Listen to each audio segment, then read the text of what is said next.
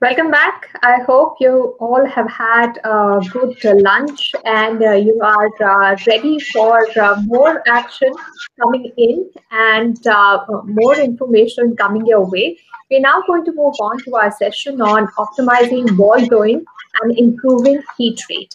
Now, combustion of coal causes buildup of soot, ash, and slag in the heat transfer surfaces, which reduces the heat transfer as well as the operating efficiency. To achieve a high operating efficiency and improving the heat transfer in boiler pressure parts, soot blowing is an important phenomenon in boiler operation. How should power plants develop a soot blowing optimization strategy to determine which portions of the boiler to clean and on what schedule? Can you predict the effectiveness of heating surfaces using thermodynamic models and artificial neural network models? Please welcome our presenters who will be speaking about optimizing wall blowing and improving heat rate. I would request all our speakers to please mute yourselves for now, and you can unmute yourself once you start your presentation. Let me introduce all our speakers for this session. We have Mr. Dinanath Kela, Manager Operations, Reliance Industries. We have Mr. Rajkumar Singhania, DGM Technical Services, General Power Limited, Damnar, and we have Mr. K. Mohan Reddy, Chief Executive Officer, Neyveli Uttar Pradesh Power, who are going to be presenting in this session. A warm welcome to all of you. And Mr. Kela, I'll come to you and request you to please start with your presentation.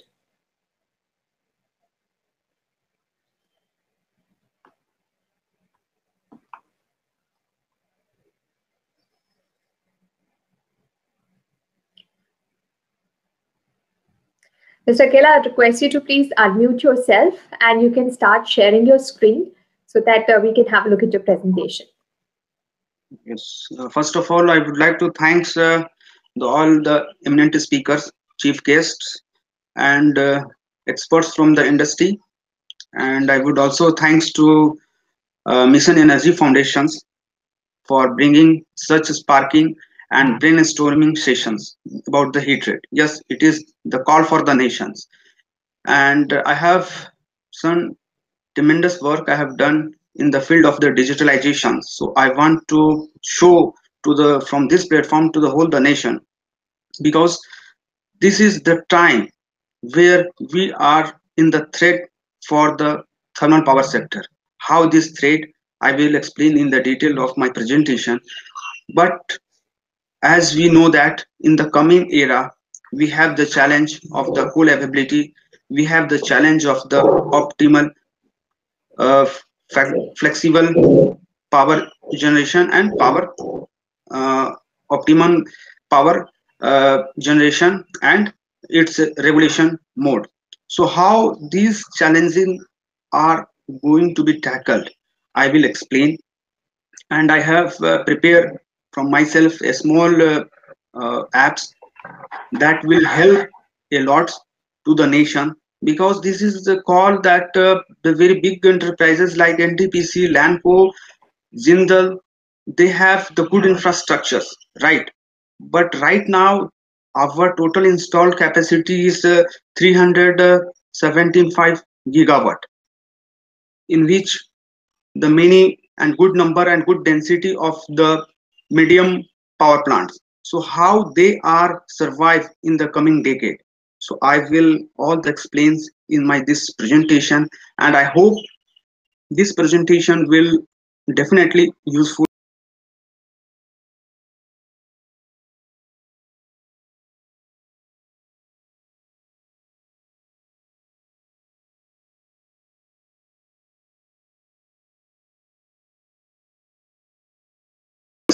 Because from this channel we have to share our thoughts, and I am very delighted with our respected the very senior speakers from the previous sessions. They have beautifully explained the how the factor of the heat rate, and each and every point has very beautifully they have explained.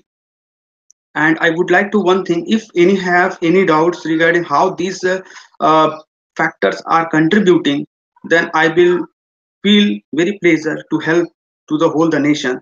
and I will give the mathematical calculation. If anybody have any doubts how these a small 1 kilocalorie of uh, amount of the heat is contributing in the change of the heat rate and the plant production, definitely it will be the pleasure for myself. So just with this little introduction, I'm going to share my screen and presentation.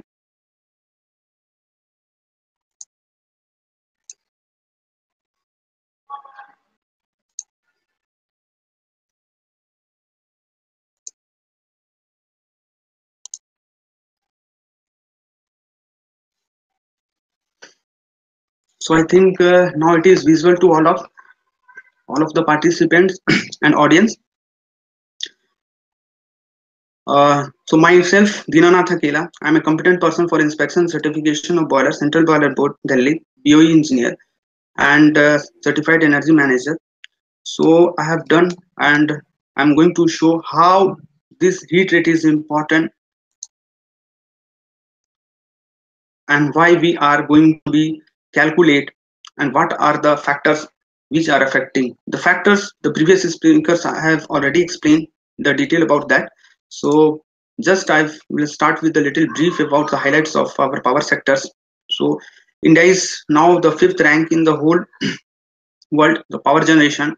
So we have reached and achieved the installed capacity is 375. Now it is 377 gigawatt. And as per the figure forecast, our electricity demand increasing by 7%, and the projected energy intensity is around about 59.79 metric of equivalent of the oil equivalent ton of oil equivalent, and it is projected by 2030. At the completion of the PAT cycle first, now it is running to the PAT cycle 456. So the result of the PAT cycle 1, we have achieved 3.06 million ton of oil equivalent saving, and which is contributing to in the GDP of 0.46 in our nation. And our per capita power generation is 0.44 ton of oil equivalent, and if we convert into the electricity, roundabout it is coming to the 1200 kilocalorie per kilowatt hour. So this is the little bit the brief last history I have recalled, and it is very remarkable to all of us as the citizen of India, that we have peak reached the power demand of 187.3 gigawatt on the 30th January of this year, and we have also noted in the lockdown period in the last year, in the 27th March, the lowest peak demand of 115.23 gigawatt. Apart from that, we have on the 30th December 2020, the peak was recorded 182.88 gigawatt, and in the 30 May 2019, we have recorded the peak is 182.61 gigawatt. So these all the data are indicating that we are in the path of the progress. We are in path of the more industrialization.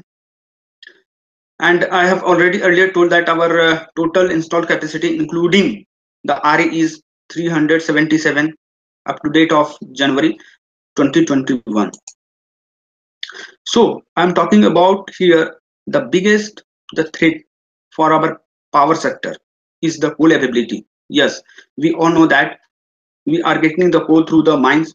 It is good fortune for us and it is available, but it is not long lasting to the long years, as we all know, and these data are available by the Coal Preparation Society of India. So we have now the taking the and acquiring the coal mines in Australia and some other countries.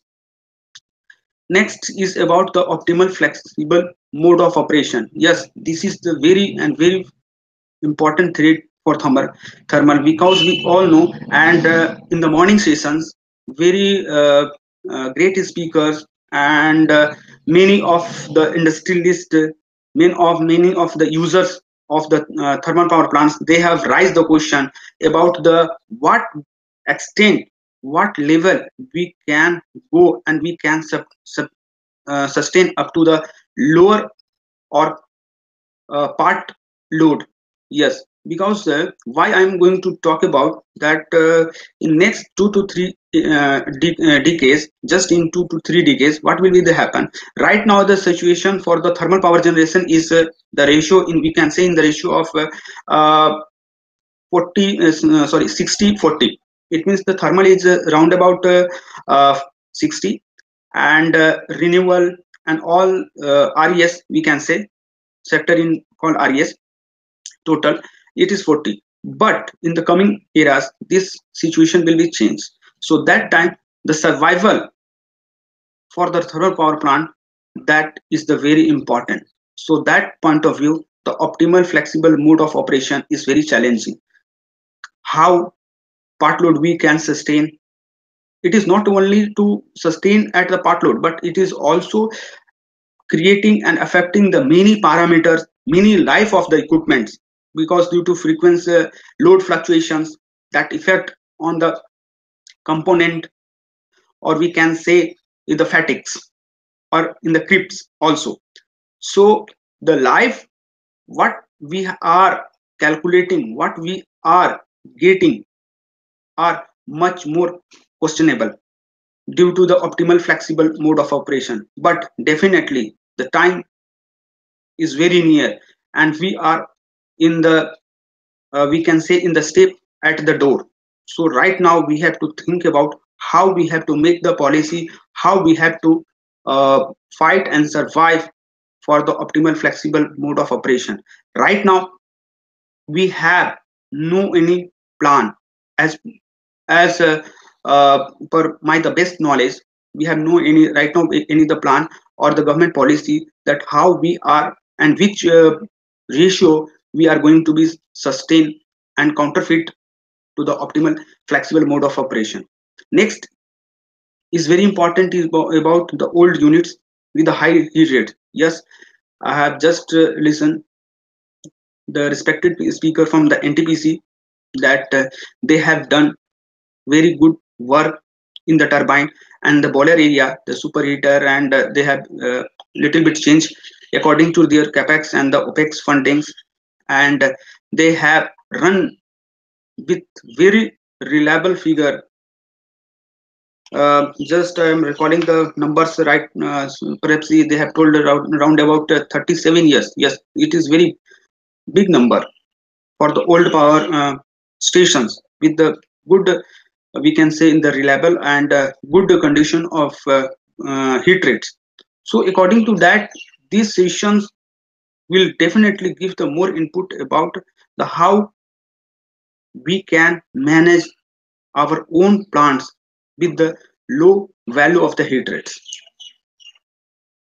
So as per the definition of the heat rates, as the many speakers already they have covered about that, the definitions of the heat rates and how it is impacting how we are going to calculate. So I'm just give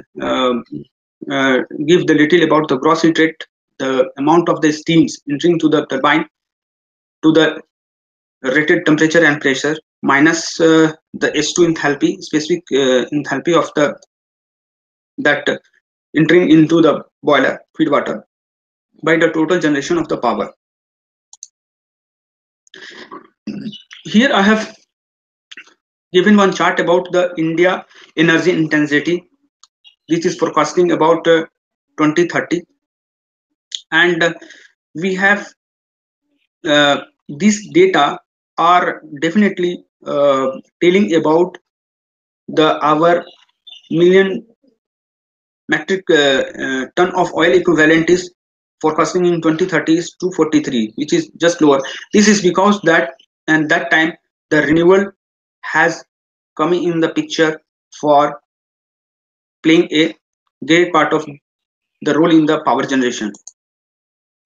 So many participants have the question, then how these heat rates are actually impacting and converting into the revenue and in terms of the coal saving. So for that I am make these slides, and I am taking here 2 to 3 assumptions for easy calculation and easy understands to hold the concept about the heat rate.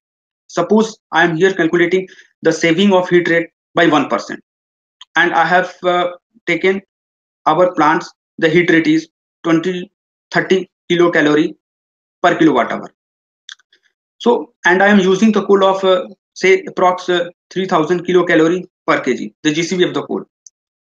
And I have taken here one data for our national average load, that is 100 gigawatt hour. Because why I have shared the previous detail, because this the facts, this calculation is based on that. So I am taking here the total average national hour load is 100 gigawatt hour.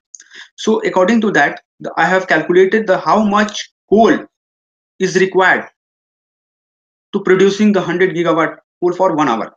So I have calculated, and if I am saving in just of the 1% of the heat rate on the national scales, just 1%, it is not very big deal. We can, if we have determination, if we have the infrastructure, then definitely we can save at least 1% of the heat rate. That is equivalent to 22 kilocalorie for 1 unit. Okay, so by just the saving of the 1% of the heat rate, and you can see it is converting in the terms of the coal is 733.3 ton of the coal and the costing. But here I am not going to interest about the costing. I am here more concerned about our the coal reservoir for our futures, because I am just, my age is very less as comparison to the my seniors and the experts experiences. So I'm, and we all have to think in this perspective, that we have what we are giving to our next generations. So that's why I am just calculating the very basic this calculation, so that this will give the little bit idea about if I am just saving of 1% in the heat rate on the national scales, then this huge amount 733 ton is coal is the very huge amount of the coal we can save. Another I have jotted with my own experiences and the data available by the National Productive Councils. I have the 10 facts and figures about the heat rates, how these facts and figures are related, and from where these facts are coming, so that we can analyze our plant in own ways, because the every plant has different designs, different heat rate values.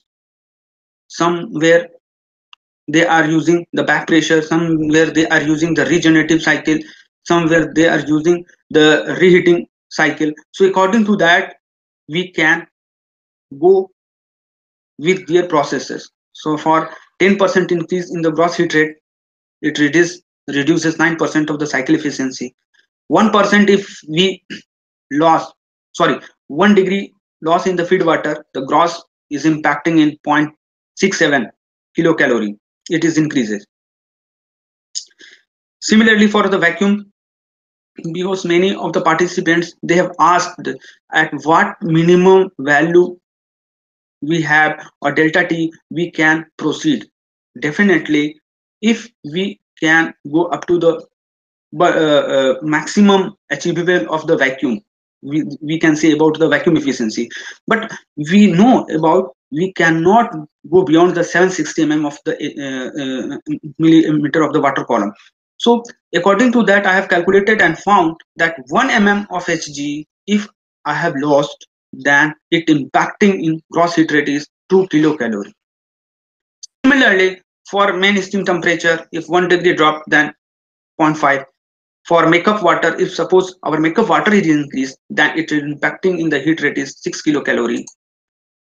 10% increase in auxiliary power consumption, it increased the net heat rate by 1%.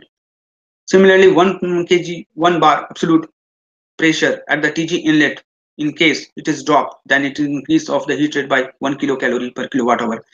Similarly, if the some uh, participants has asked the question about the choking and the ash accumulation in the boiler side, then what will be the impact? Then there is a loss of the draft, and it increase the auxiliary power consumption, and it also impact in the heat rate. 10% increase in the power plant load factor, then the efficiency change by 1.3.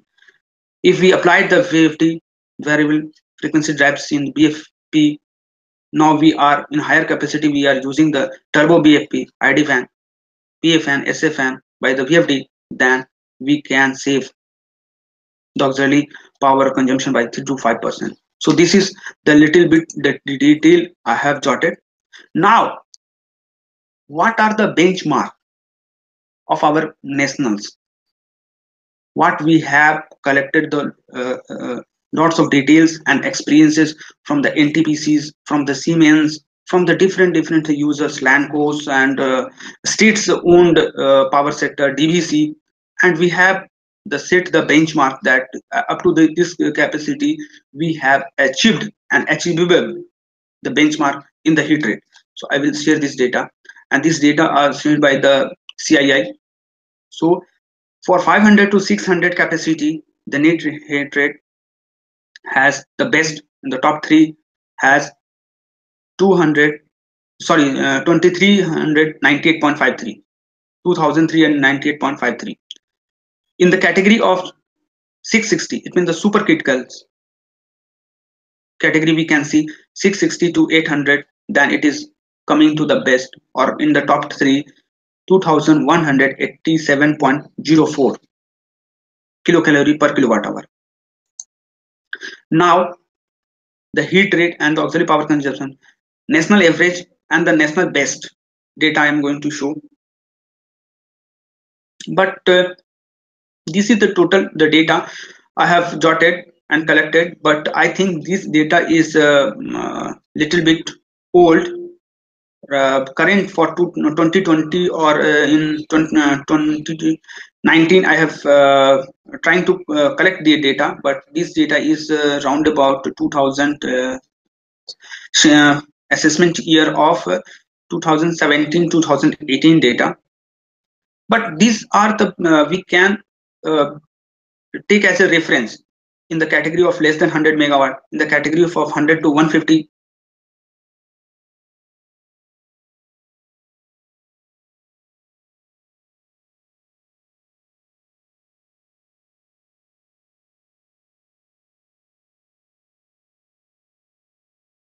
The factors are contributing in the heat rate, and what are the payback period for that. Suppose we are improving in the combustion controls and monitoring systems, then it has the band to improve the heat rate in the range of 0.25 to 1%, and its payback is less than 1 year.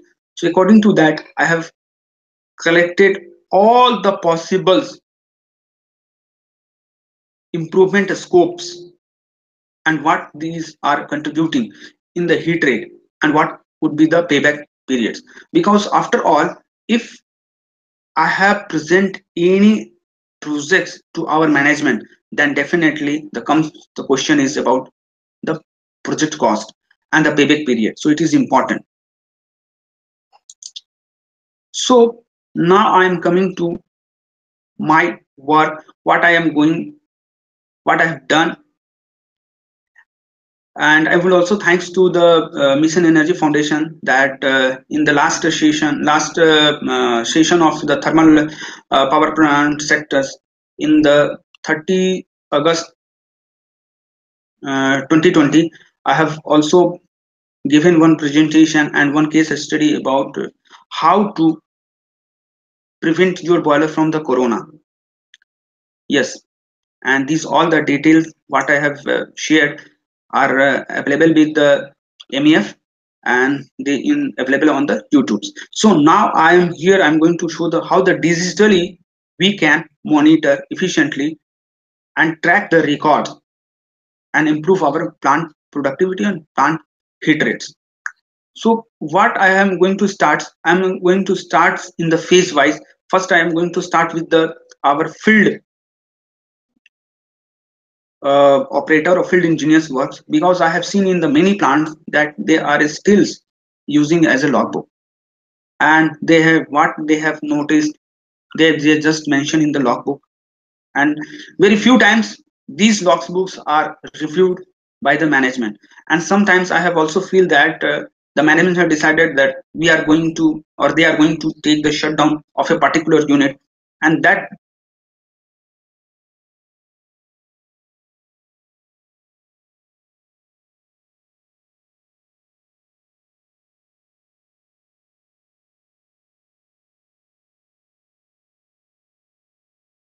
forms, I would like to request to all the uh, higher authority to please make the practices that we can review our defects and make the system so that we can efficiently track the defects easily.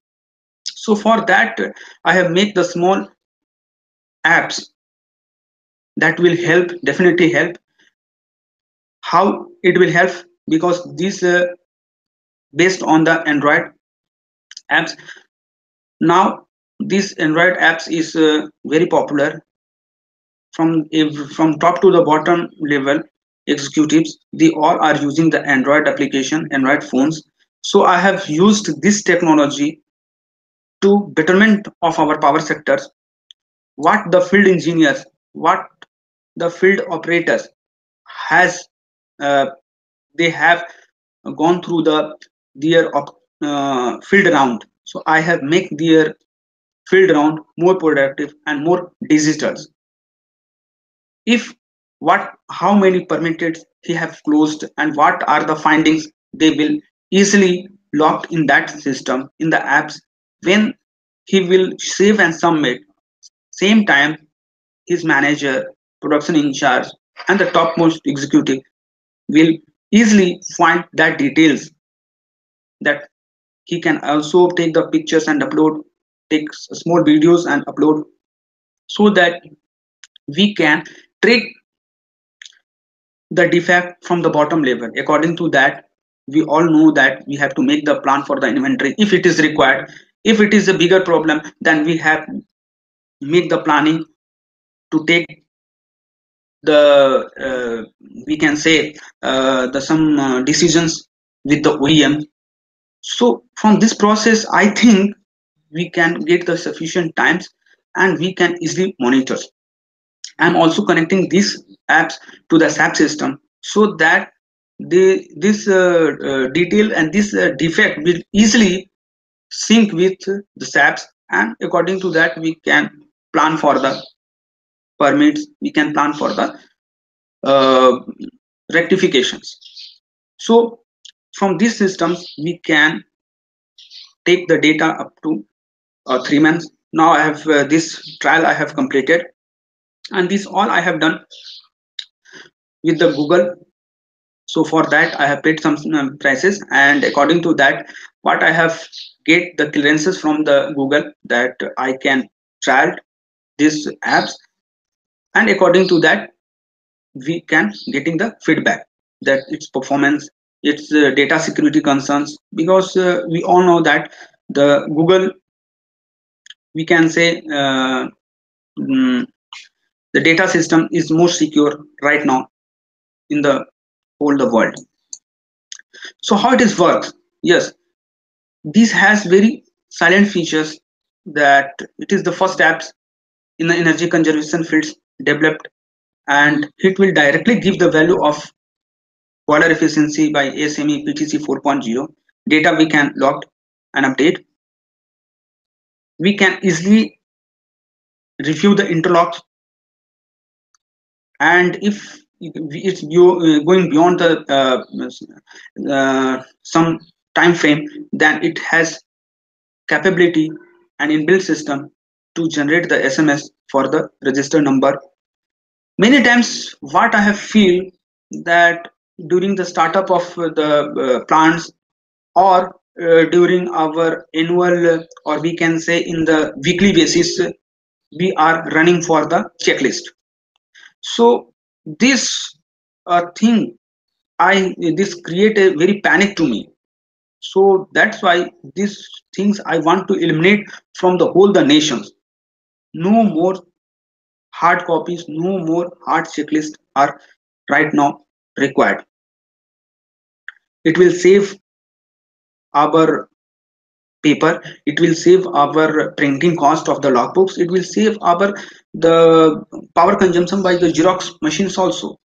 It is very neat, clean, and anytime we can take the data from the previous 3 and 4 and 6 months, depend upon the server capacity. So what the operator will do, he can easily all the details we will fill required for the startup of the boiler or startup of the turbine or any equipment. Suppose we are doing the changeover, these all are inbuilt systems. We can get the data for the running equipments, which equipment is running, which equipment in the standby. So all these are assembled in these systems. We can easily monitor through these systems. If any we can say deviations, yes, we talk about the deviation of the vacuums, deviation of the, because the plant is running with not a single, it is running with the thousands of the parameters. So according to which it has the deviation, we can easily monitor, easily take out. With these systems we can easily graph reports and easy to communicate the short the values. Apart from that, we have also introduced in these systems for a operator learning and development. What are the gear areas, the SOP and SOC he will get from itself. When it is required to refresh his knowledge, he can easily go through the details and get the confidence.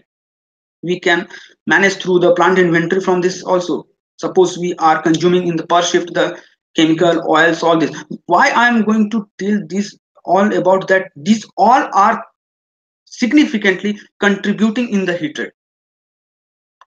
All are contributing. How it is looks, I have placed some screens here. This is the dashboard, boiler startups, turbine, UP system, source system, plant heat rate evaluators. So when we put the data, it will come up as the heat rate. We have talked about the checklist. So we have already mentioned here the checklist formats. It is depends upon the plant specifics. I've just prepared for the demo. It is work on the basis of the barcode. We have placed the barcodes on the equipment. When the operator will get there, scan the barcode, and these apps will fetch the data from there. This is the running equipments, understand by equipments details, how this looks. SMS alerts will come if they're going to be the change in the behavior, change in the deviation of the plant's data of the running parameters. Now I'm connecting to more about the real-time data.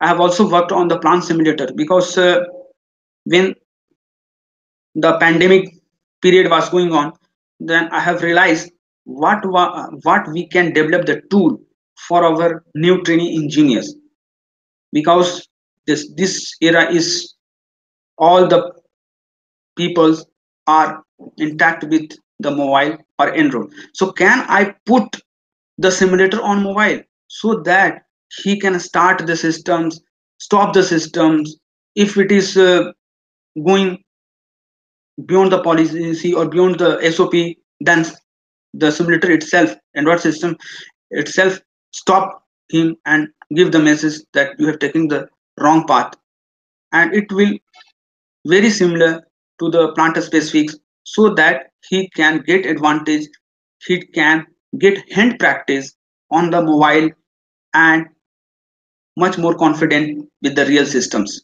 Apart from, I am going to track and connect about the boiler remaining life assessment as per IBR 1950 Regulation 391A. But it is taking the lots of details, lots of machine learnings, and all the details are required for that. But the work is going on. So if the time is permit, then I am able to display the simulator videos. How? But this video is only the representative of the apps, and we have prepared for just for this video presentation for only for the 2 minutes.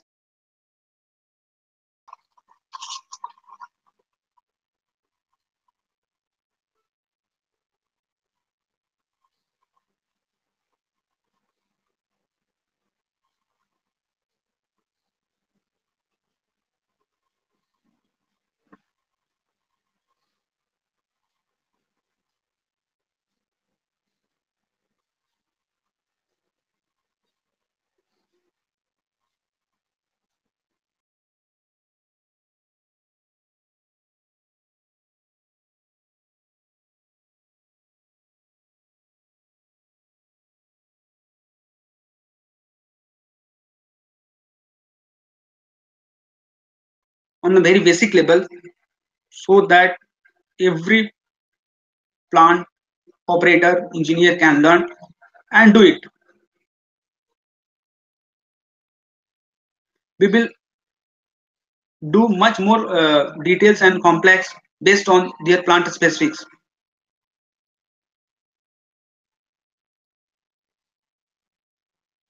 These all are based on the timer, based on all the thermodynamics and behavior of the boiler. When we have to start the coal firing, when we have to stop the coal firing, what will the impact on the drum level, impact of the drum pressures, O2.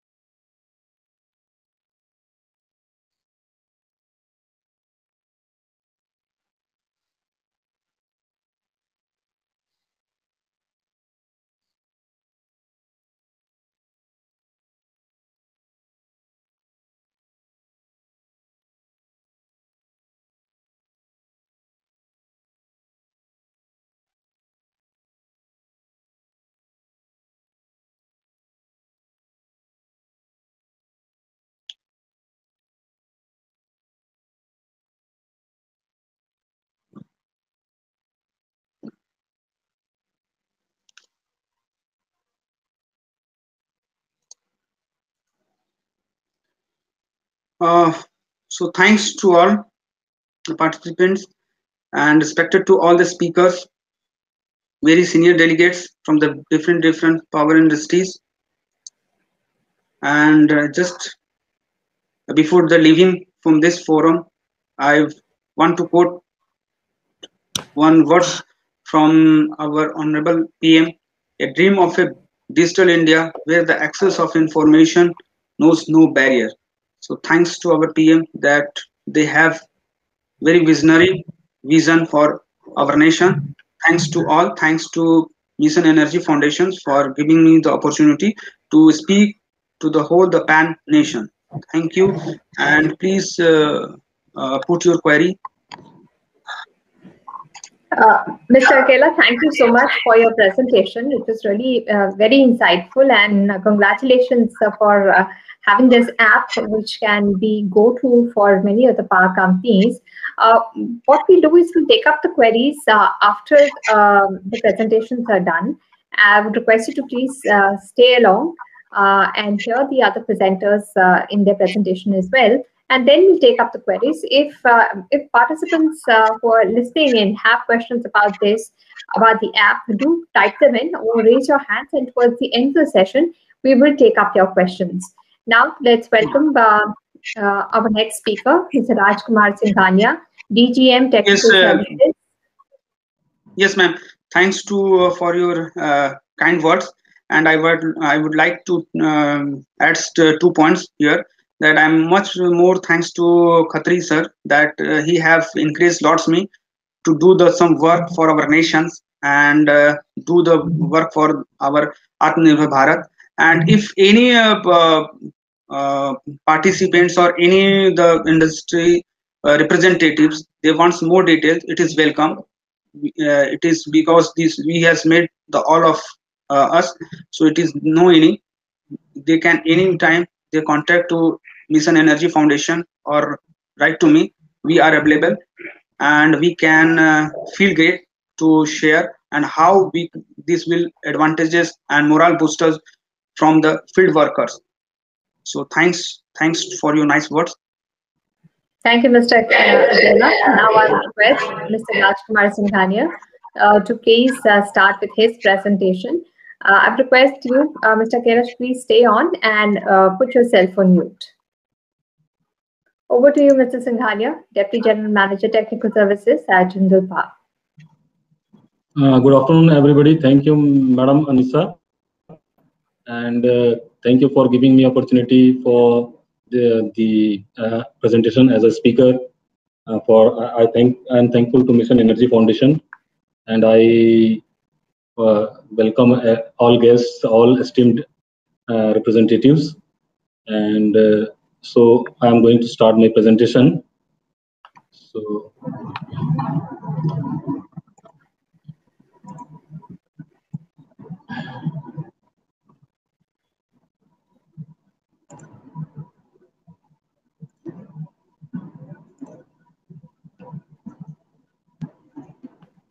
Is it visible, madam?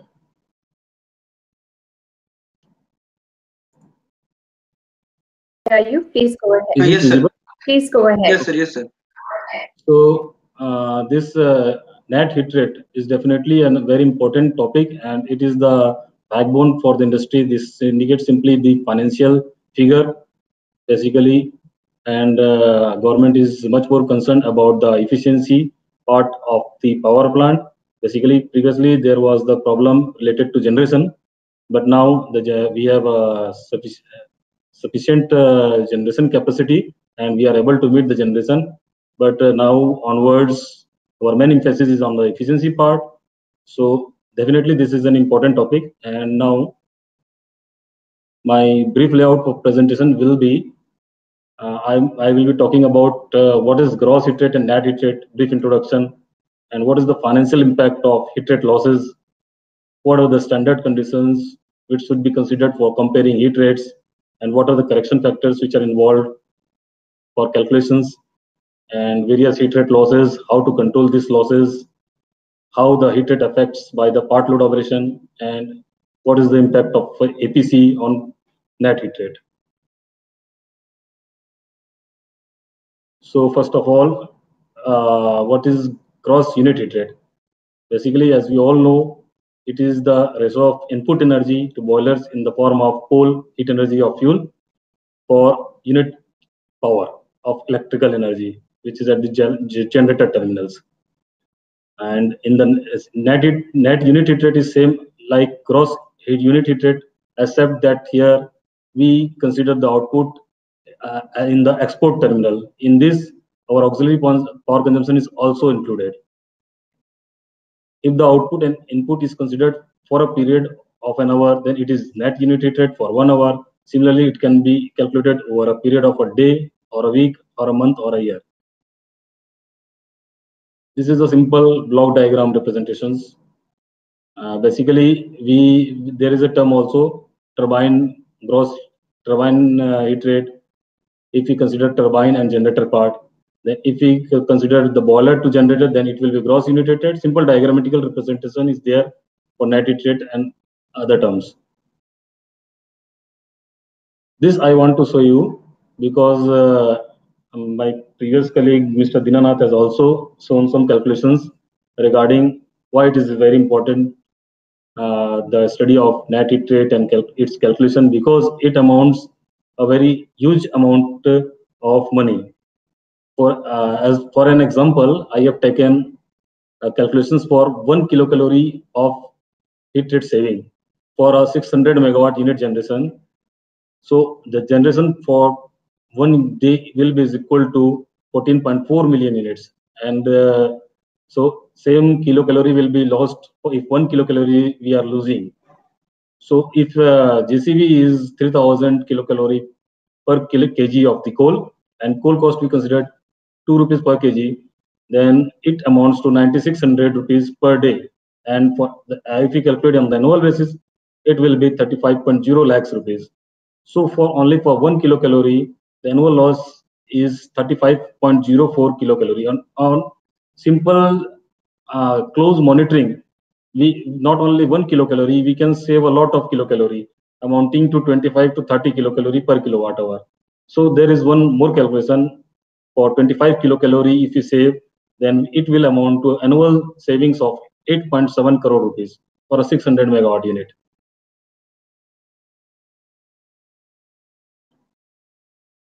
And for the low generation efficiencies, there are few important reasons I want to mention here. Like basically, this time plant is running at part load due to various factors. Because of there is a gap of supply and demand, so it results in inefficient operation. But although we have to forcefully operate in part load operations, so we should consider where the various losses are occurring, and we should try to improve it. And for degradation of equipment, it results in the loss of capacity. For delayed overhauls, also low generation, financial constraints for inadequate maintenance, lack of awareness on efficiency related issues. These are this I want to mention few lacks in awareness, like inadequate MIS system.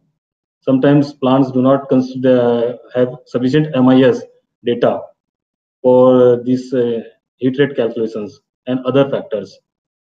Inadequate monitoring systems are there in various plants. Non-availability of performance measuring instruments. Measuring instruments plays a very important role. The online instruments should be very accurate and needs regular monitoring and checking. Sometimes there is a lack of dedicated group in efficiency department or target efficiency improvement. Similarly, maintenance management and operation management systems are very important. Few losses, important losses in thermal power plants are boiler losses, turbine losses. These are these few losses, feed water system losses. As earlier, Mr. Dinanath has also told, and my other guests, speakers have clearly mentioned these things, like circulating water system losses, steam conditions, electrical auxiliary losses, steam auxiliary losses, fuel handling system, DM makeup. If we break down the boiler losses, this results in boiler efficiency. This is the cause due to high flue gas exit temperature, high excess air.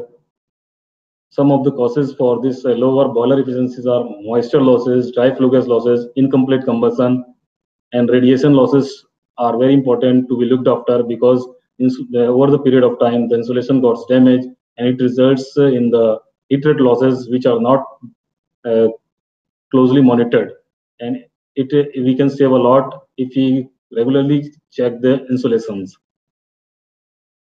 Similarly, moisture in coal, moisture in air, these are cause of losses. Tube leaks, coal quality. This is incomplete combustion is an important factor for the low efficiency, which is due to coal quality, increases in ash content, carbon content, decreased coal mill fineness, classifier vanes not properly adjusted, mill ring roll wear, mill classifier vane wear, sometimes burner trips plugged, eroded. These are to be regularly or maintenance to be done. Burner damper settings are very important. SADC should be checked regularly, and data should be maintained. Incorrect fuel air ratio are there. We have to monitor closely the oxygen percentage. Sometimes due to various air increase also, oxygen can be increased, oxygen percentage can be increased. Some of the turbine losses are HP, IP, and LP cylinder efficiencies. Causes are due to mechanical damages like metallurgical defects, maintenance practices, due to flow-related blood deposits. Some of the causes of deteriorations are damage of blade, caused by debris, damage to tip seals and interstage glands, deposition on blades. Generally, it occurs on last few IP stages and first few LP stages. The net hit rate also affects because of the generator losses, which occurs due to copper losses, iron losses, other losses.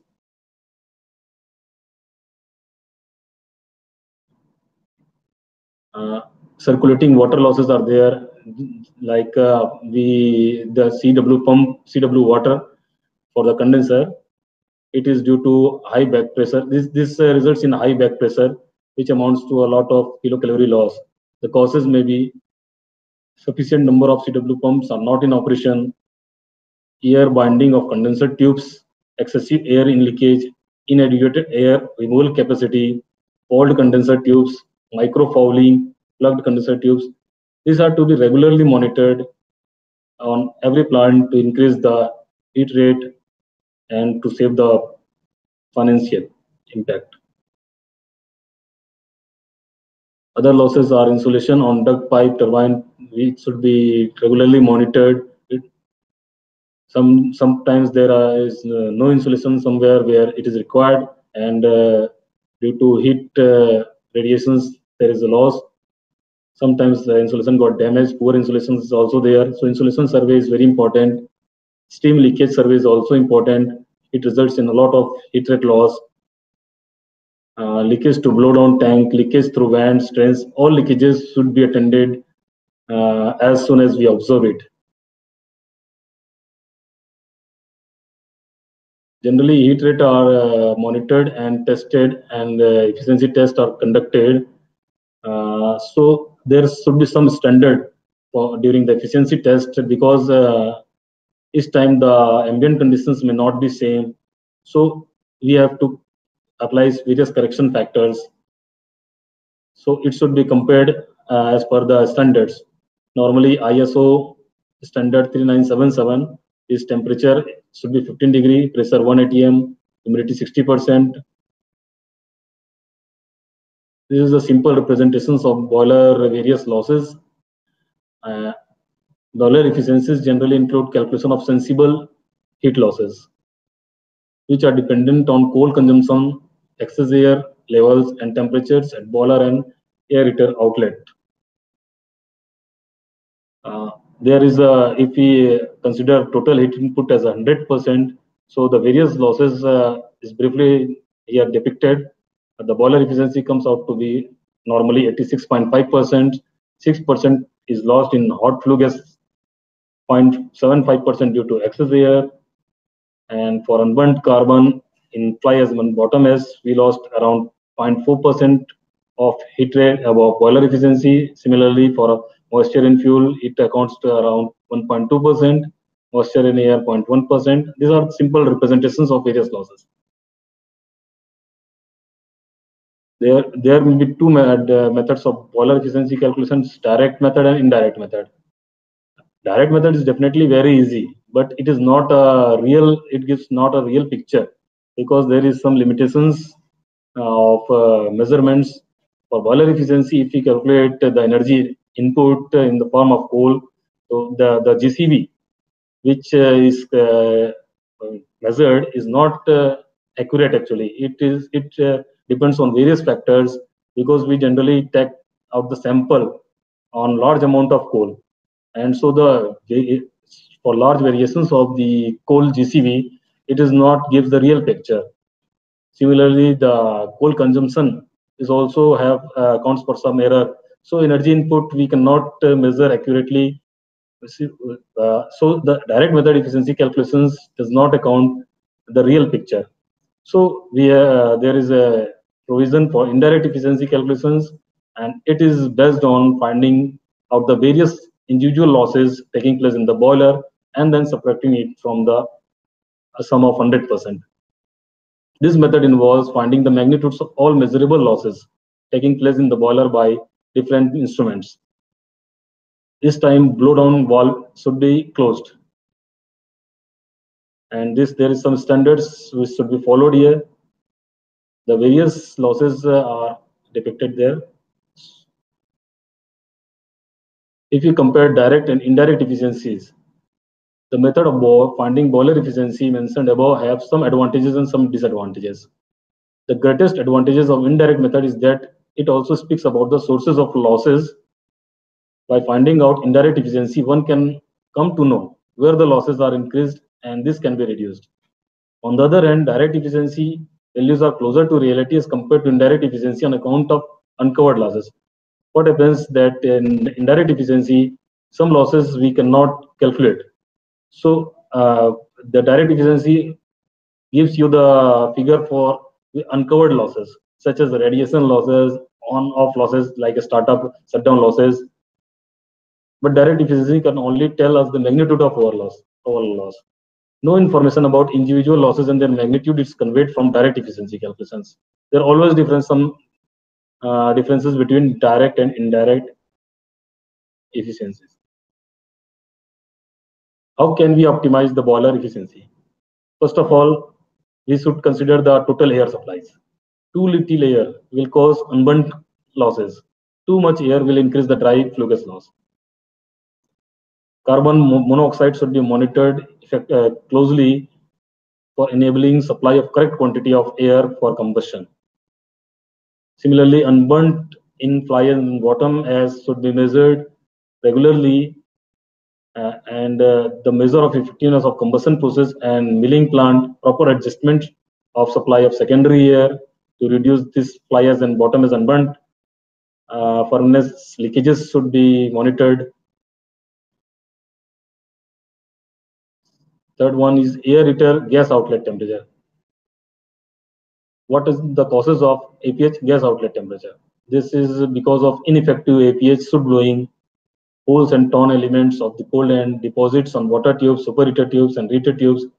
Other causes are high excess air, defective baffles in flue gas path, poor milling and poor combustion.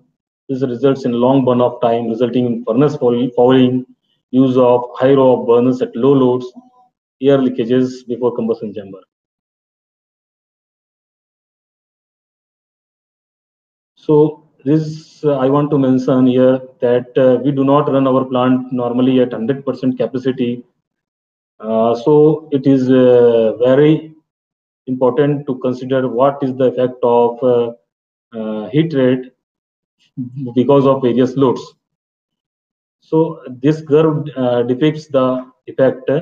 Here the design line is shown in green color and expected line in blue color, and the actual heat rate line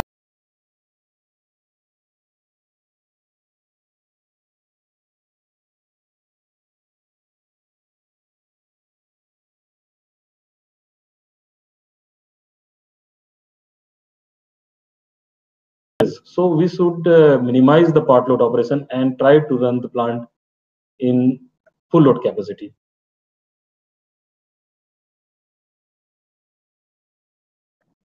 There are some accounted and unaccounted losses during our plant performance, and we can simply measure those things. Some of the unaccounted losses are because of deviations in critical parameters from design or expected, deterioration in equipment performance, fuel characteristics, auxiliary power consumption, operation practices. Some of the unaccounted losses are like passing of walls. Generally, walls are passing which are not considered for heat rate calculations. This should be physically monitored, and defects should be raised and timely attended. Some equipment performance should be regularly monitored. These are the source for performance loss. Radiation losses are there, which can be minimized. Although this do not come into picture during calculations, there are some instruments uncertainties also. Instruments should be calibrated timely to avoid heat rate calculations, wrong calculations.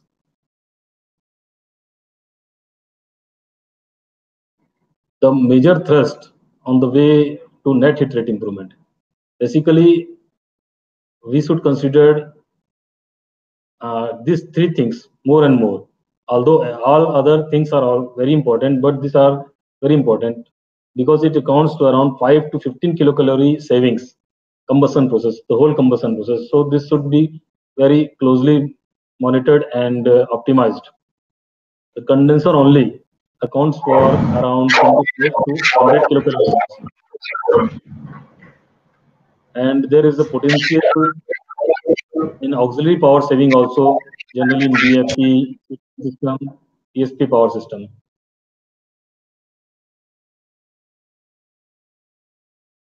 I have depicted what is the effect of only 0.1% APC saving on heat rate, on financial things.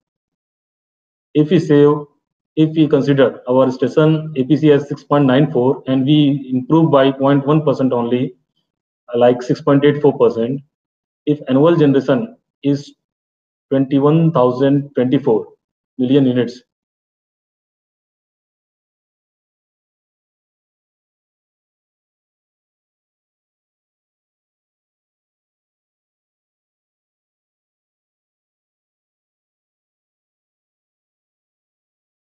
and that 0.1% APC saving accounts to 21 million units of extra export. So annual savings in lakhs rupees, considering 3 rupees per kilowatt hour, will be 631 lakhs rupees. That is 6.31 crore rupees. And the last, just for conclusion, here there is the improvement in the station heat rate, specific fuel oil consumption and auxiliary consumption can make generating units competitive. Thank you.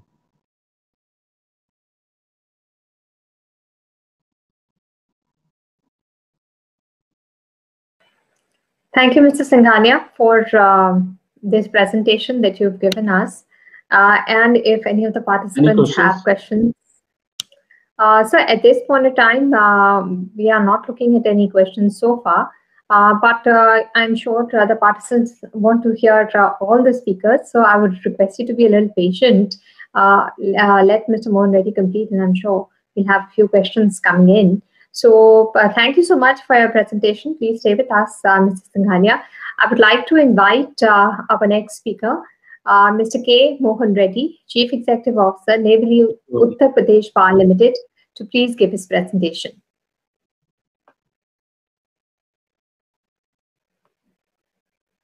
Mr. Reddy, I request you to please turn on your camera and unmute yourself, and then you can start speaking and start presenting. Good afternoon to all of you. I would like to introduce myself. I am Mohan Reddy. Thank you, ma'am, you have introduced me. And working as CEO of NEPPL. Yeah, basically, I have got experience in the coal industry, Coal India Limited, Singareni Coal Company Limited, now Power Sector, NLC India Limited. Now I will start my presentation.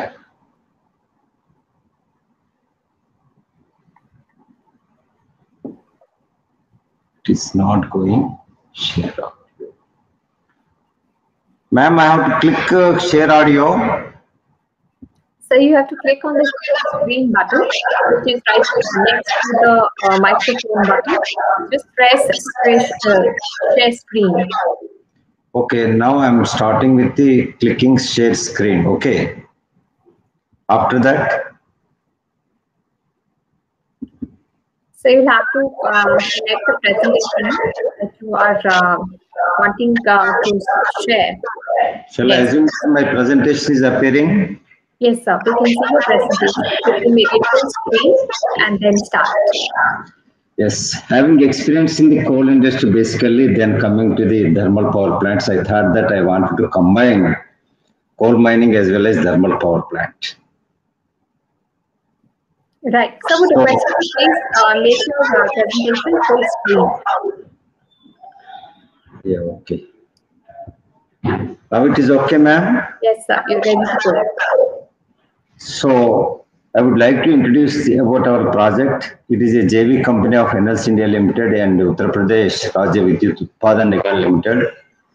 NLC being a highest shareholder with 51%, the project is being managed by the NLC India Limited. We are constructing 3 into 660 megawatt supercritical pole-based power plant at Ghatampur Tehsil of Uttar Pradesh district, Uttar Pradesh state.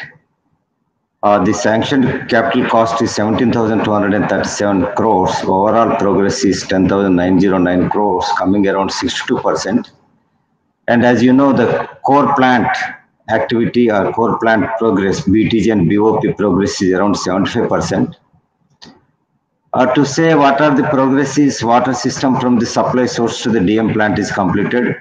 Startup power. So this project is way forwarding to commission the units one by one. If you speak about the unit 1, boiler hydro test is completed. Boiler light up is scheduled in May 21 and all preparatory works are going on.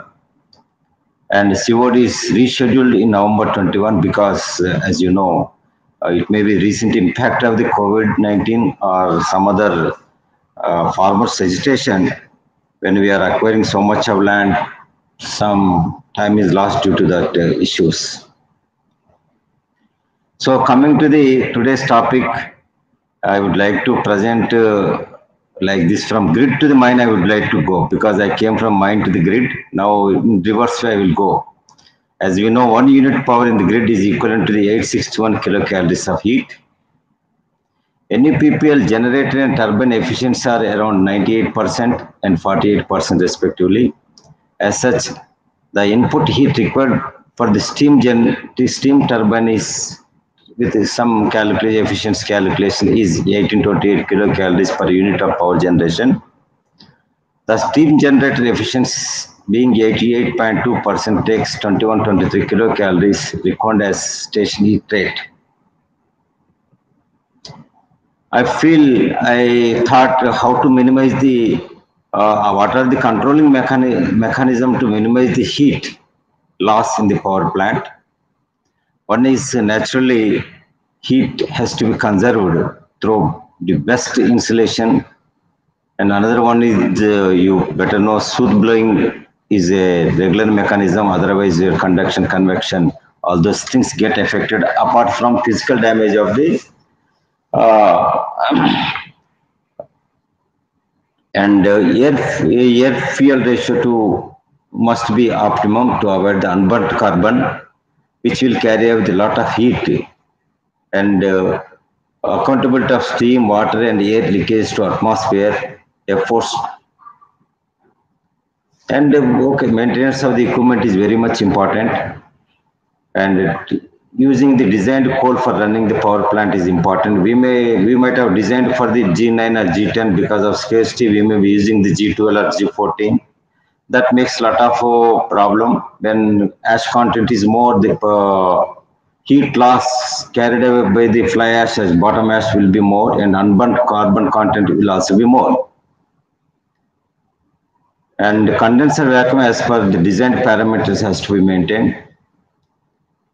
And maintaining the critical parameters in MS, CRH, HRH temperature to increase the effective work output of turbine is very important. Heat exchanger, regenerative feed heating system and heat extractor wrap design parameter efficiency to be maintained. There is a direct relationship between the efficiency or heat rate of a coal-fired generating unit and the cost of carbon capture. Most efficient units burn less fuel and generate less CO2 per net megawatt hour of output power. Okay, when I spoken to the as regards to the minimization of heat losses power plant, similarly I would like to present a controlling mechanism to minimize the heat loss at mines. So basic equation for the useful heat value is equal to 8900 into 138 into ash plus moisture. It is understood very clearly from that heat loss is influenced by the ash content as well as moisture content. If a boiler is fed with a coal containing ash content, high ash content than the designed, the heat loss will increase. To contain such increase, it is necessary to select the optimum quality of coal having nearest designed ash content. Now, with the advent of new technologies, coal is being excavated with concept of selective mining with surface miners to avoid unwanted incombustible material in the coal. Also, coal washeries are contributing for this type of task also.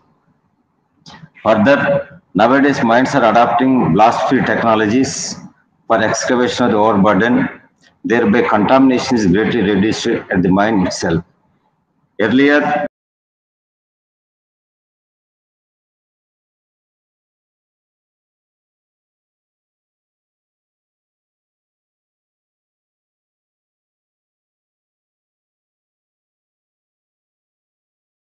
the social issues due to the vibrations and sound.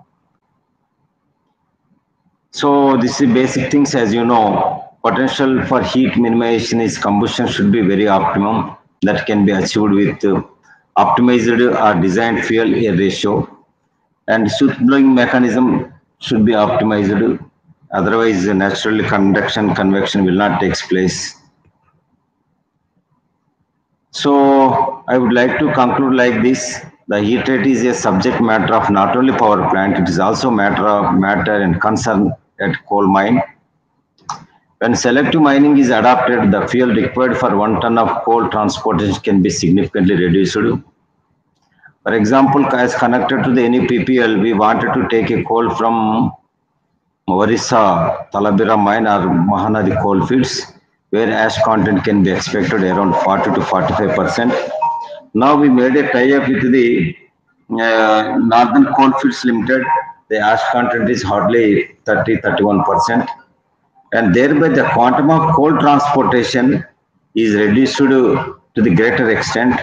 If you see in that account, the energy charges are, if you transport from the MCL, it is around 2 rupees 52 paisa. In all probability, we have to reduce the all logistics cost. We have to reduce the heat to make it a competitive energy charges in the market. Otherwise, as we all know, market is governing the PLF of the power plant. The heat extract system is effectively maintained. The quantum of coal requirement will reduce greatly. So the combustion of coal generation point and power generation point is collectively reduce the emission of the greenhouse gases, which is the demand of the global population today in view of the climate change. So as regards to the Ghautampur, in this respect of the climate issues are to reduce the emission of the gases. I can say that this is one of the power plants adopting selective catalytic reduction of the NOx control besides adoption of the FGD. Of course, FGD, the buzzword are going on. We are going to implement it in many of the power plants, but very few plants are adopting this SCR technologies. It is one of the such power plant. It is happy to convey to the August gathering that this plant going to get coal of G9 to G10 grade coal from the NCL as bridge linkage during the initial period of 3 to 4 years, then followed by its own linked mine. This power plant also got a linkage mine at Jharkhand, whose overall grade as per the exploration is coming around G10. This power plant is also doing a heavy plantation to neutralize the emissions is a bigger word, okay, to certain extent to minimize to offset the emissions.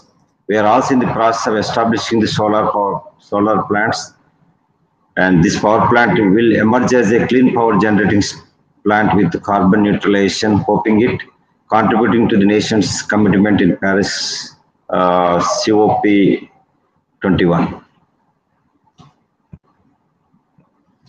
Thank you. This all I would like to say regarding this, how the heat is more concerned at coal mine as well as thermal power plant. Finally, how it is going to reduce the emissions.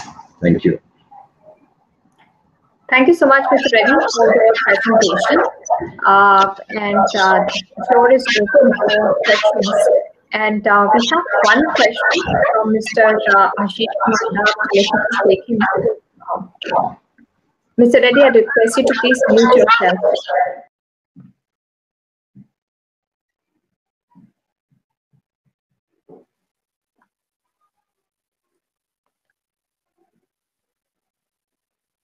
Yes, Mr. Dab, you can go ahead and ask your question.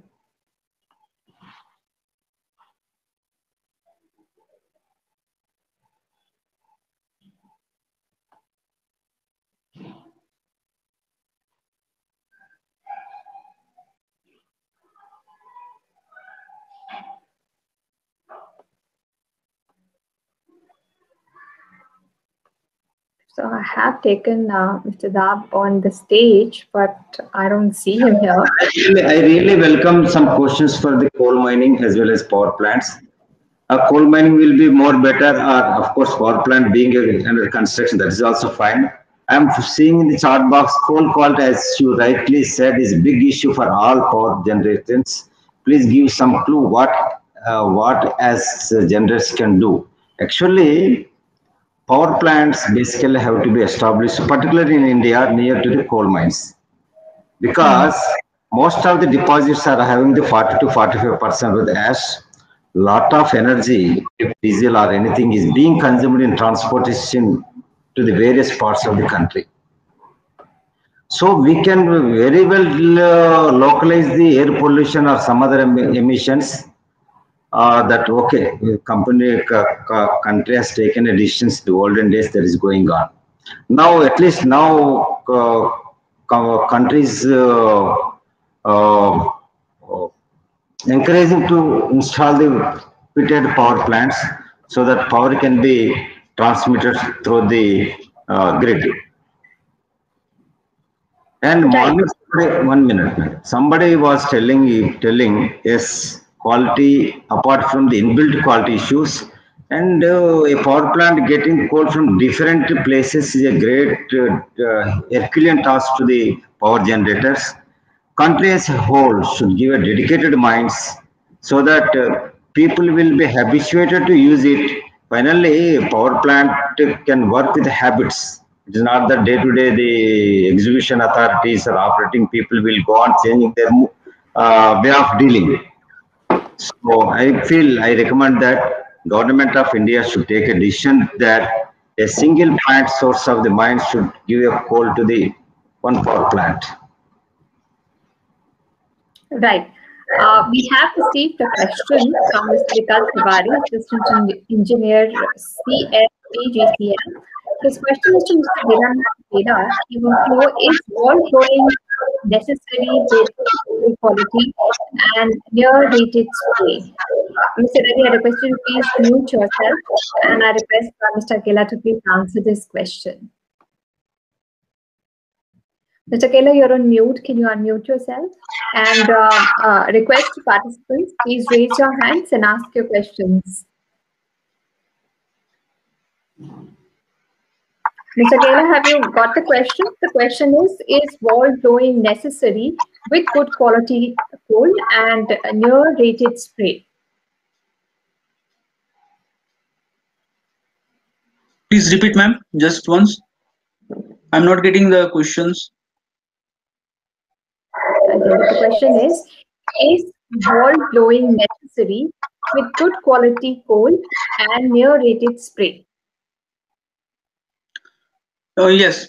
So just I want to add 2 points here about as the same questions and same content our previous speakers already mentioned about that it depends upon the two things, how much we are effective heat transfers are going on, and the second is about the ash accumulations in the boiler path, and it will adverse effect in the dry flue gases losses, because if the path is blocks and due to not transferring the reliable or required amount of the heat transfers, so what will be the happen, our backend temperature will increase, that will create the losses. So according to that we have to keep in the mind, and according to that we have to proceed and find the optimal way to proceed it. All right, let's take up a question. Mr. Ashish Kumar Dev has raised his hand. And Mr. Dev, I request you to please unmute yourself, turn on your camera and ask your question. Okay. Am I audible? Yes, sir. Yes. Yes, sir, we can hear you. Please ask the question. Yes, I have two questions for Dinanath sir. One question, sir. What is the soot blowing frequency you have adopted in your plant? Optimal way. Sir, my plants, as per concern of my plant, it is based on the CFBC technology, IRCBC. So here I have no need of because we all know about that. It depends upon the quality of coal what we are getting and the percentage of the ash contents. Okay, so I'm clearly here. Give the detail about that. We are importing using the coal of the importing from the Australia and Indonesia, and you all know about that. Here the ash content is very low. So then the design here is no any soot blowing, sir. But for other power station, what is your recommendation? Depend, sir. It is depend upon the generally it is not like that one specific thumb rule. If you have need, then according to that I will give the calculation. Depend upon the plant capacity. Suppose we are talking about the 200. No. Is there any guiding parameter based on which you can say what will be the recommendation? Yes. That's why I'm telling you, sir. It depends upon the coal quality, the percentage of ash. Okay, according to that, how much the design for the boiler. According to that, we can tell that okay, for this as the thumb rule, this can be the better way for the optimum for the soot blowing. But sir, there are coal quality is varying day by day. Coal quality is not constant for any power plant. Every day you are getting different GCB, different moisture, different ash. So in this condition, what will be the recommendation? Yes, sir. Yes, Ashish, sir. You are very pertinent your questions. I would like to tell one thing here that the design of the boiler, because I am a competent person and I am visited to lots of the plants for the audit purposes as per the central boiler boards. So I have feel that the main concern for here and the coming the generations that much more dependent upon the design of the boiler is depend upon the cool quality. What I am going to feed to the boiler, that the behavior of the boiler will depend upon the what we are going to feed.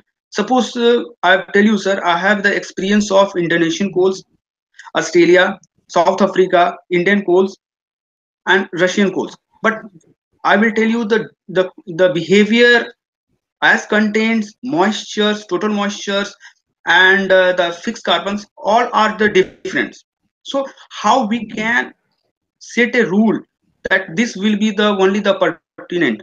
It is based on our operational practices, operational experiences, that according to that, suppose right now, sir, I will take the one example of the Indonesian coals.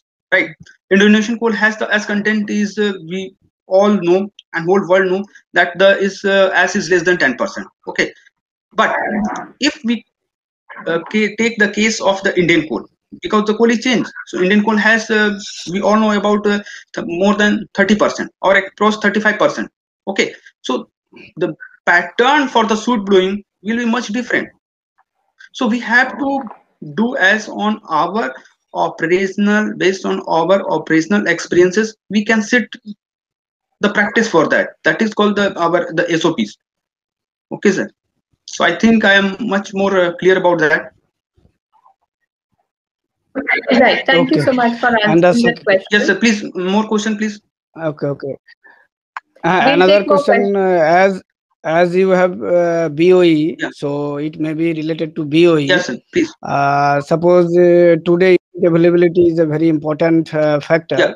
So for boiler tube leakage, if unit has to be shut down, and if boiler maintenance request to drain the boiler in full, then at what metal temperature boiler should be drained full? At what boiler drum metal temperature? Yeah, very good. For immediate attending the maintenance work. Sir, yes. Because I visited to the same conditions in the many places. The first, there is two things. First is about what is our internal policies. Are we are going to discuss that this failure is happened to the local boiler authority? first these things, because I am a competent person from Central Boiler Board, so I know the regulation that there is a provision has been mentioned in IBR 1950 that you have to report to the IBR within the 24 hours, right? But this policy and this practice we are not following, we are not practicing in our nation.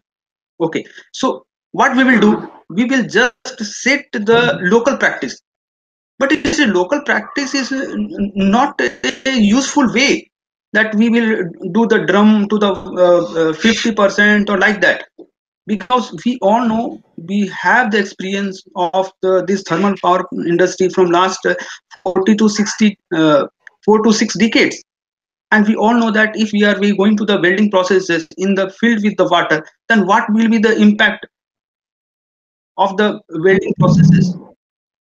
So I think if I will be there, and I will not permit to do like that, because if you have filled the boiler with the 50% water and then you will start the job, I think it is not the good advice as in front of the whole nation. It is not a good practice, sir. So please pardon me. It is all right. So we have Mr. Abhinav Trivedi, who is Head Operations DB Power Raigad, who is now joining. Mr. Trivedi, please unmute yourself and turn on your camera and go ahead and ask your question. Do mention the speaker to whom you are asking the question. मेरे को इधर ही नहीं देखना है.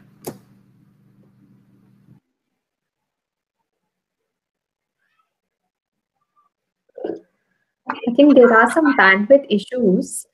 So please request him to send the question in the chat box. So I'll take up a question from the chat box which has come in. Okay, so I think that question is not visible. Let me see. Yes, the questions have been taken. Yes, Mr. Trivedi, please unmute yourself and go ahead and ask the question.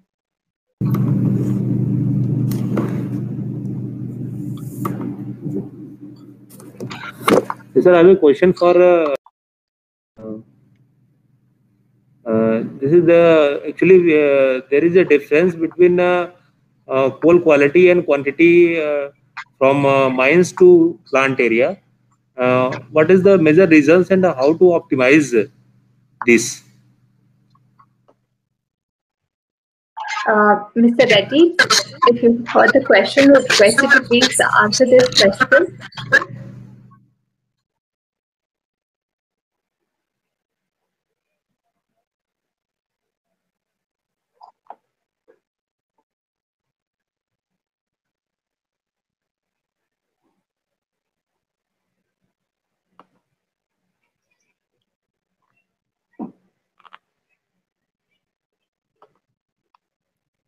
Mr. Reddy, can you hear us? I think Mr. Reddy is not at his seat. Mr. Trivedi, do you want to ask a question to any of our other speakers? No, ma'am. Thank you. Okay, let's see if we have more questions coming in. We have a question which has come in from Mr. Mohan MN. He's asking Mr. Dinanath, how can we reduce GCV loss in storage coal? Is there any additive that will overcome? Yes. Mr. Dinanath, would you like to take this question? Yes. Thanks, Mohan sir, because you have raised a very right questions, because this is our also a part of the national issues, because many times I have visited to the coal yards and I have seen that now the practice is that we are going the coal procurement through the e-auctions coal.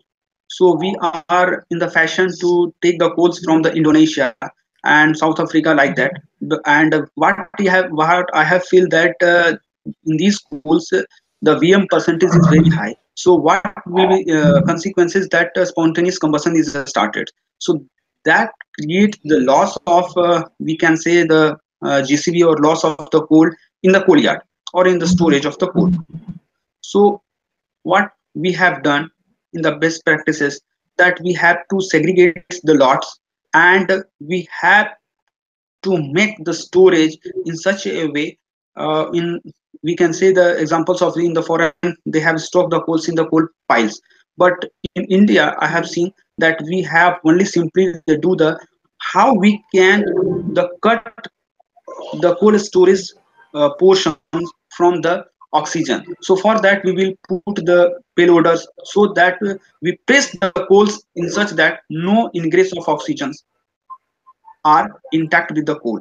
If we have the issue with our high VM in the coal, so from that.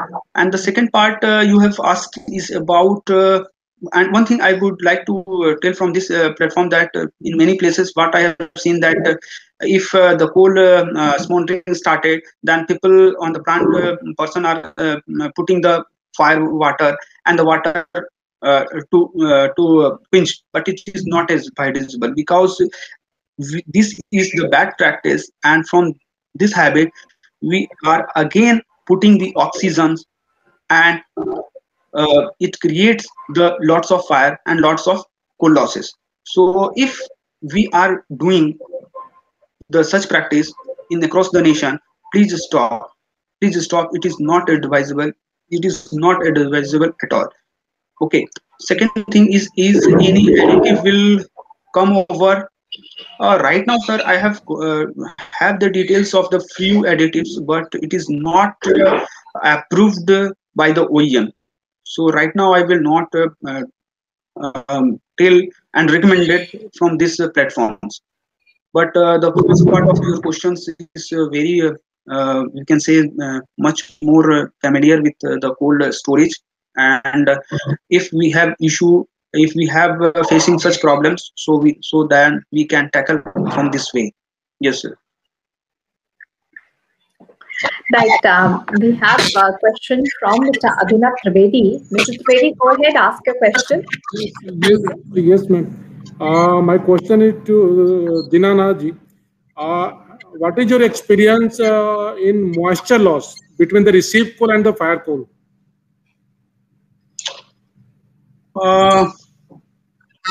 So right now I have much more detail about that, but I'll get back to you, sir, because right now I have not much details in regarding. So for that points, I will not tell much details, sir. Please. Right. Perhaps you can get in touch with Mr. Dinanath on email, Yes, and then to yes, forward. we have Mr. Yes, we have Mr. Manohar Lal Jaiswal also with us. Mr. Jaiswal, please turn on your camera and video and go ahead and ask a question. Sir, my question is, what is the GCV deterioration limit between mines to CHP? Mr. Jaiswal, who is this question for? Mr. Reddy, sir. Okay, I think Mr. Reddy. Mr. Reddy, can you hear the question? Would you like to respond to this?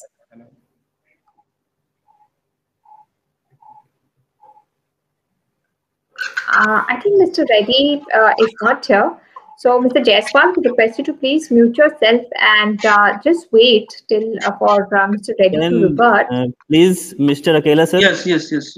Please repeat, Manohar ji. What is the GCV deterioration between mines to CHP? And CHP to mill or boiler? Boss, first I would like to add one thing. Why we are calculating or doing in this practice, because our job is main that I have to need what is the design code required for our boiler.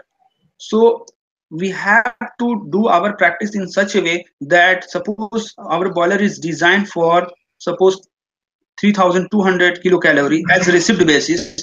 So I need for that. Why we are worried about the losses? Because these are the depend by the third parties.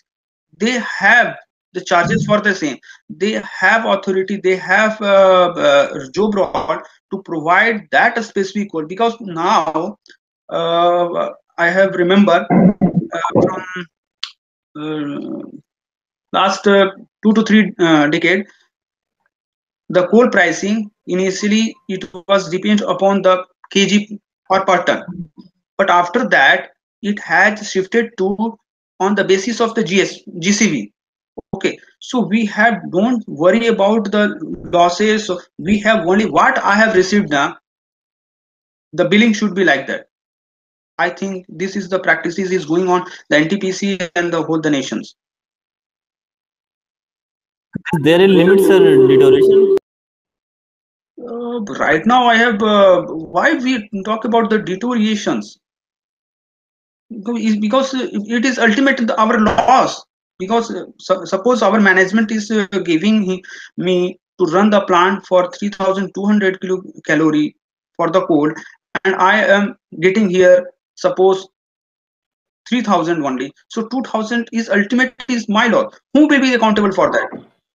Definitely supplier, because my company, my organization is paying on the basis of 3,200. So why I am as operation engineer, why I am worried for that? I am demanding that I need, because my company is paying on the basis of that 3,200 kilocalorie. So I need for that coal. I will not compromise on basis of that. So you have any just Manohar, if you have yes, other orientation of the issues, then you can directly contact to me, because as per your question, I am getting this point of the observation. But if you have any local or any other influences or other factor, according to that you are observing this phenomena in your plant, then we can talk in the later so that we can resolve it.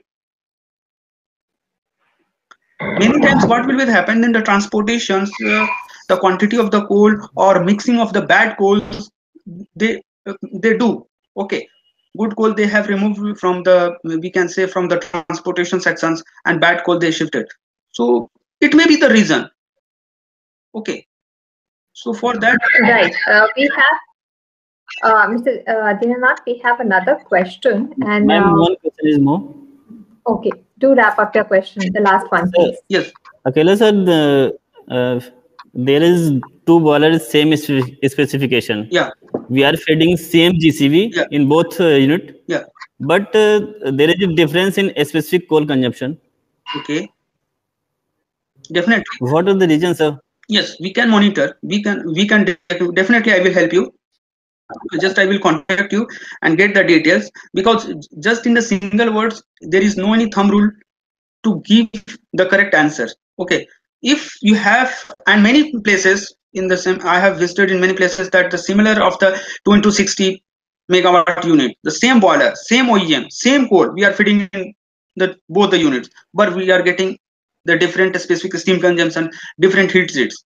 So I will help you to get how we can calculation we can done, and what are the difference in both the units. That's why this situation and this observation has arisen. Okay, basis of that, because it's, you all know about that in the operation, it depends upon the lots of the factors. Okay, so I have to analyze all the factors: airs, coals quality, temperatures, what temperature we are. Sometimes what will happen, the temperatures I have seen in my shown in my presentation also, by the minute change in the 1 degree. Okay, many times what we are feel that okay चलता है 1 degree तो ठीक है, temperature में कोई रहने से कोई problem नहीं है. Many times I have feel this type of feedbacks from different installations, but this 1% or 1 degree of input of the temperature of 1 kg or 1 bar of pressure at the TC inlet has impact on that. So according to that, I will definitely I will help you.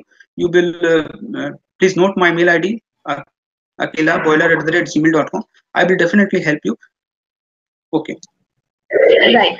We have a question for Mr. Singhania. Mr. Ashish Kumar Dav is asking you, Mr. Singhania, what are the operation practices that you have adopted to reduce APC in ESP operations? Mr. Singhania, did you get that question?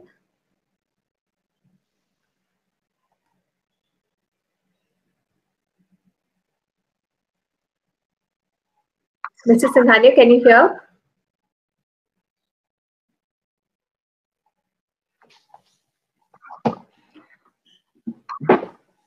So I believe Mr. Singhania is not able to hear the question. Let me check for some other questions if they are there. So I think all the questions have been answered by our guest. There was just one question that was there on the chat. I would request everybody to put their questions in actually the question and answer box and not the chat box, because then once the questions are answered, then we can move on to the next one. So, Mr. Singhania, could you hear, sir? Are you able to hear the question?